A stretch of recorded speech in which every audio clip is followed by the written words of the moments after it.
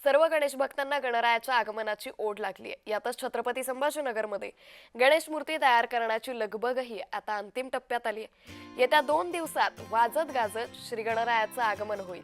मात्र महागाईमुळे मूर्ती दरवाढीची झळ यंदा गणेश भक्तांना बसणार आहे.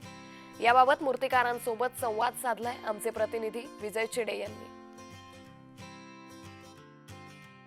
सध्या जर पाहिलं गेलं तर देशभरामध्ये जे आहे ते आता गणेश उत्सव जो आहे तो तोंडावरती आला आणि त्याचं आगमन करण्यासाठी महाराष्ट्र जो आहे तो सखील सज्ज झाल्याचं आपल्याला पाहायला मिळत आहे. मात्र यावर्षी जर पाहिलं गेलं तर भाविकांना जो आहे तो आता बाप्पा महागात विकत घ्यावा लागणार आहे. कारण यावर्षी बाप्पाच्या किमतीमध्ये 25 ते 30% जी आहे ती दरवाढ होणार आहे. त्यामुळे आपल्यासोबत बोलण्यासाठी काही छत्रपती संभाजीनगरमधील कुंभार बांधव आहेत. नेमकी याच्या मागचं कारण काय ते देखील आपण जाणून घेण्याचा प्रयत्न करू. यावेळेस काय सांगाल, कशामुळे नेमकी दरवाढ जी होऊ शकते?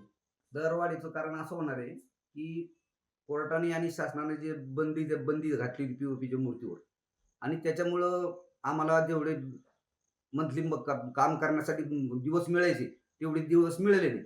आणि तो प्रश्न नंतर कोर्टाने शिथिल केल्यामुळं आम्हाला आमच्या मूर्तीची समजा दरवर्षी मी 4-5 हजार मूर्ती बनवत असतो. यंदा फक्त माझ्याकडे 1,000 मूर्ती, आणि त्याच्यामुळं मग ग्राहकापर्यंत तितक्या क्वांटिटी तेवढी पोहोचणार नाही आणि मटेरियल वेळेवर मिळालं नाही.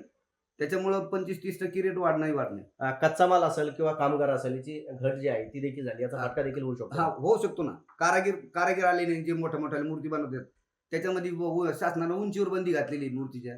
मग राजस्थानचे जे आमच्याकडे कारागिरी येते मोठ्या मोठ्या मूर्त्या बनवायला, ते यावेळेस कारागीर बी नाही आले आणि त्यांची रेट वाढली. कुंभार बांधवण्याचा फटका जो आहे तो कसा बसणार आहे? मूर्ती तिथं बनवता नाही आले ना. जेवढा आमचा व्यापार व्हायचा तेवढा व्यापार झाला नाही, होणार नाही ना. त्याचबरोबर आता कच्च्या मालाचे दर देखील वाढले. त्यामुळे यावर्षी भाविकांना आपला बाप्पा जो आहे तो आता 30% दराने महागात घ्यावा लागणार आहे.